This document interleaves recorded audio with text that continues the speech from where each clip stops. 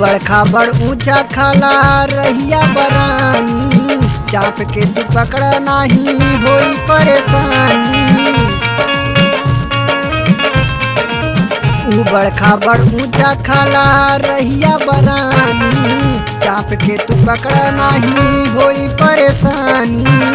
तनी धीरे धीरे तनी धीरे धीरे क्लच तू दबाव, नहीं तो एक्सीडेंट हो जाई। पिया धीरे धीरे गड़िया चलाव, नहीं तो एक्सीडेंट हो जाई। पिया धीरे धीरे गड़िया चलाव, नहीं तो एक्सीडेंट हो जाई।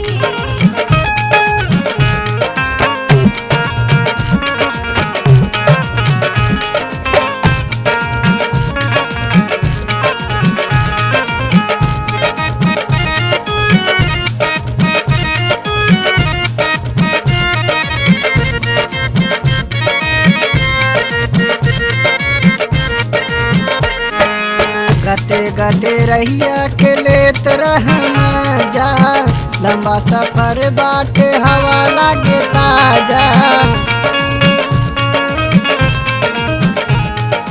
गते गते रहिया के लेत रह मजा, लंबा सफर बाटे हवा लागे ताजा।